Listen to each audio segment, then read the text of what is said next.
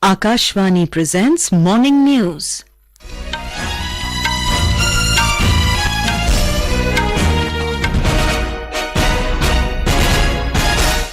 Good morning, I'm Sarabjit Kaur. The headlines. Centre declares National Liberation Front of Tripura, all Tripura Tiger Force and their factions as unlawful associations under Unlawful Activities Prevention Act. Assam Government to begin process for Socio-Economic Assessment of 5 indigenous Muslim communities. Prime Minister Street Vendors AtmaNirbhar Nidhi scheme achieves momentous milestone of covering over 50 lakh street vendors, says Ministry of Housing and Urban Affairs. US House of Representatives Speaker Kevin McCarthy ousted in a historic vote.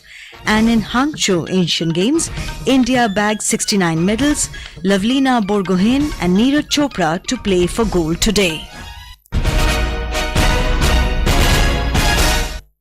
And now the news in detail.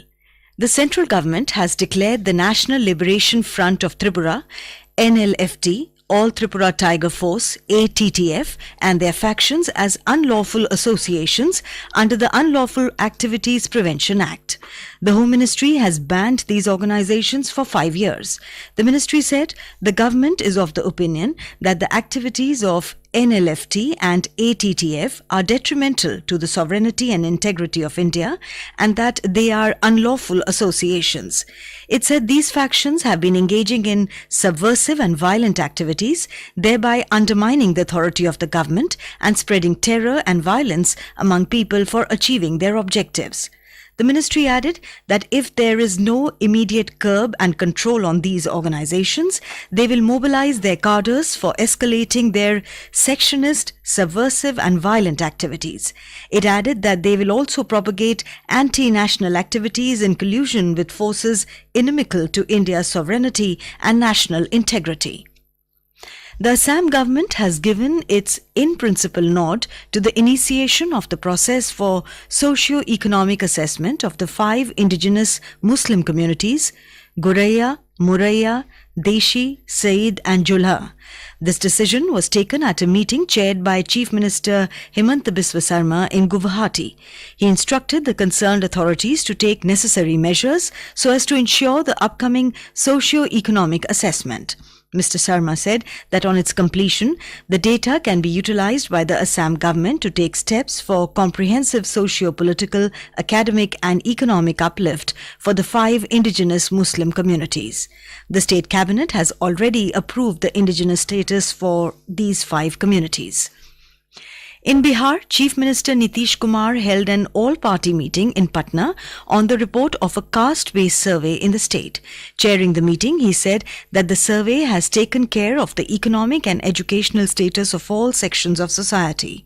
The Chief Minister said the main purpose of the survey is to uplift the poor class and deprive a section of society. Mr. Kumar said it will provide good inputs for policy making and formulation of social welfare schemes. The party leaders and representatives of BJP, JDU, RJD, HAM, AIMIM and other left parties and others were present at the meeting. Prime Minister Narendra Modi laid the foundation stone and dedicated to the nation multiple development projects worth more than 8,000 crore rupees at Nizamabad in Telangana yesterday.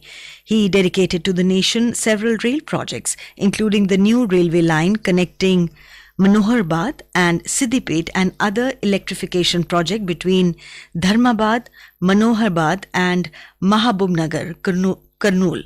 Addressing the gathering, the Prime Minister said that the development of any nation or state depends upon its self-reliant capacity for electricity production. किसी भी देश और राज्य के विकास के लिए बहुत आवश्यक है वो राज्य बिजली उत्पादन के विषय में ज्यादा से ज्यादा आत्मनिर्भर हो। जब राज्य में बिजली की प्रतियोगिता रहती है तो ईज ऑफ डूइंग बिजनेस और ईज ऑफ लिविंग दोनों ही सुधर जाती है। सुचारू बिजली सप्लाई राज्य के औद्योगिक विकास को भी गति देती है।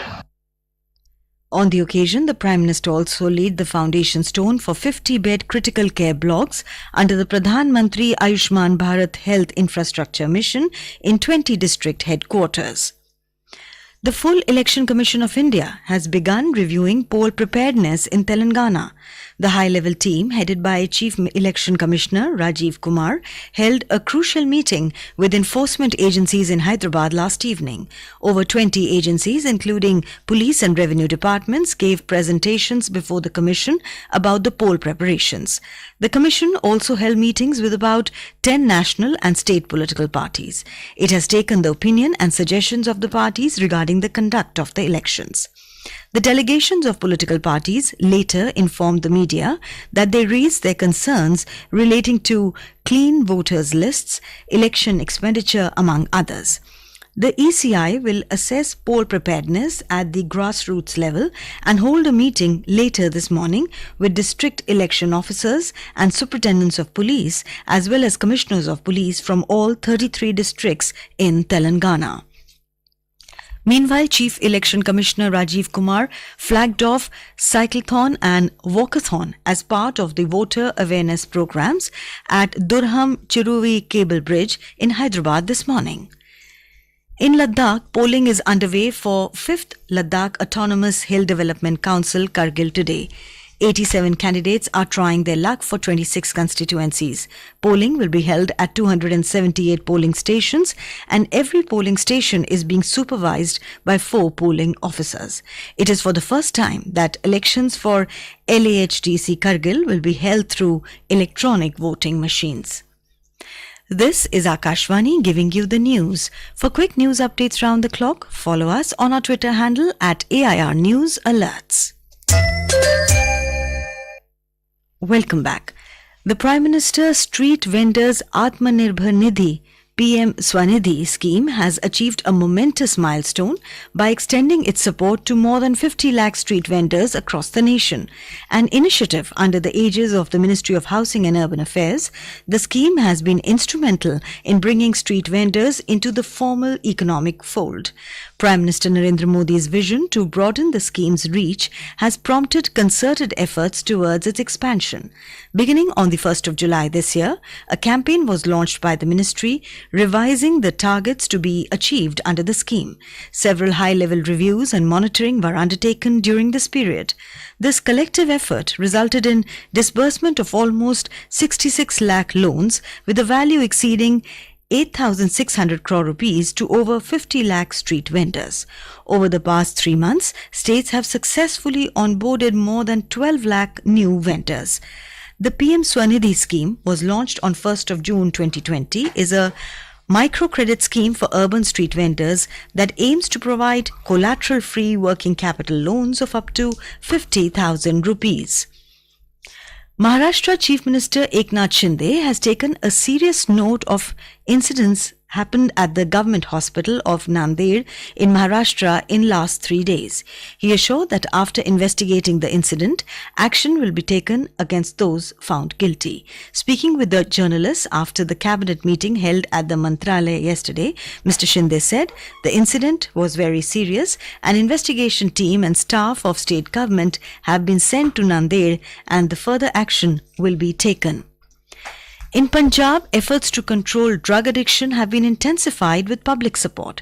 As a result, the Dhar police station in Pathankot district has been declared drug-free by the district police.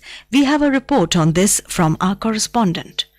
A total of 45 village panchayats fall under the Dhar police station in Pathankot district. All these panchayats have given in writing to police that their villages are drug-free now. On this basis, the Dhar police station has been declared drug-free and it has become the first police station in Punjab to achieve such a milestone. SSP of the district, Harkamal Preet Singh, considers it as a big success in the ongoing drug de-addiction campaign and expresses his gratitude to the residents of Dhar area with whom cooperation this extraordinary achievement has become a reality. He believes that even though the mission was difficult, the police achieved its goal due to the strong willpower of the people. Shishu Sharma Shantal, Akashvani News, Jalandhar.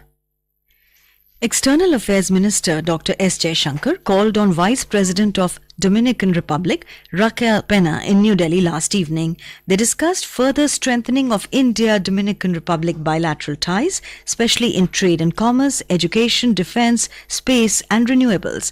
They also exchanged views on regional and multilateral issues. Ms. Pena arrived in New Delhi yesterday on a 4-day visit to India. She called on President Draupadi Murmu at the Rashtrapati Bhavan. In an extraordinary showdown, the US House of Representatives Speaker Kevin McCarthy has been voted out of the job.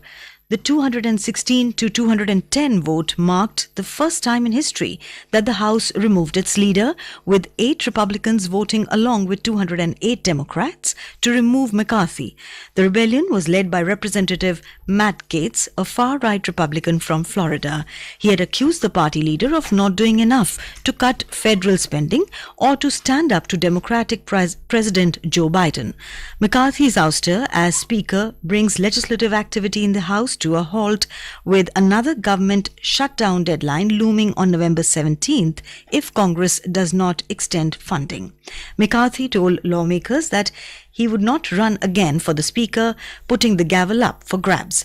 The next steps are highly uncertain as there is no obvious successor to lead the House Republican majority. Action is halted in the House until next week, when Republicans try to elect a new Speaker. The India Meteorological Department has forecast heavy to very heavy rainfall will continue in Bihar, Jharkhand, West Bengal and Sikkim, North Orissa during the next 2 days. It said northeastern part of the country also expected to receive heavy to very heavy rainfall during the next 3 days.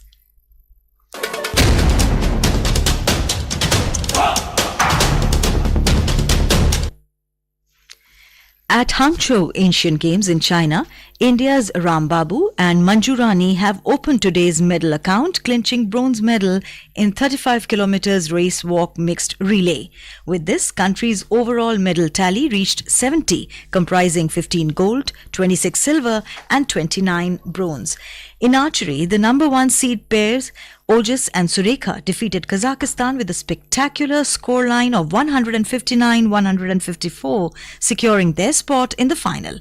India currently holds 4th position in the overall medal table behind China, Japan and Republic of Korea. Yesterday, 2 gold medals came in athletics, while Anju Rani got the place at the center of the podium in women's javelin throw. Parul Chaudhary emerged victorious in the women's 5,000 meters race. In canoeing, the duo of Arjun Singh and Sunil Singh won a momentous bronze in the men's 1,000 meters event.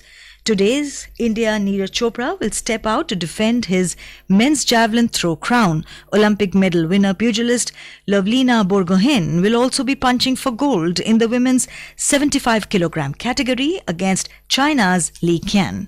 In other athletics events of the day, the Indian men's and women's 4x400 meters relay teams will also be in the medal hunt.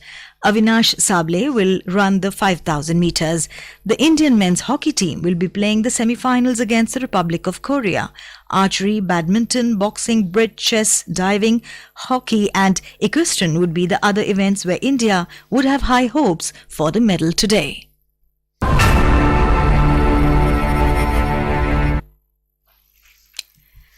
And now for a look at today's newspapers, it's over to Vaibhav Jyotsna Srivastav. Thank you, Sarabjit. Most newspapers today lead with Prime Minister Narendra Modi's address in poll-bound Chhattisgarh, linking quota population ploy to divide India, says PM, is the headline in Hindustan Times. The Hindu leads with Modi says he turned down KCR's request to join NDA in 2020. In some heartening news from the medical world, Indian vaccine to eradicate malaria from the world informs the pioneer. And finally, with India fetching accolades in the ongoing Asian Games, newspapers carry pictures of proud athletes flaunting their medals. Parul and Anu turned back the clock to add more golden glow, writes the Hindu. And with that, it's back to you, Sarabjit. And now, before we end the bulletin, the headlines once again. Centre declares National Liberation Front of Tripura, all Tripura Tiger Force and their factions as unlawful associations under Unlawful Activities Prevention Act. Assam Government to begin process for Socio-Economic Assessment of 5 indigenous Muslim communities. Prime Minister's street vendors AtmaNirbhar Nidhi scheme achieves momentous milestone of covering over 50 lakh street vendors, says Ministry of Housing and Urban Affairs. US House of Representatives Speaker Kevin McCarthy ousted in a historic vote. And in Hangzhou Asian Games, India bags 70 medals. Lovlina, Borgohain and Neeraj Chopra to play for gold today. And with that we end the morning news. Have a nice day.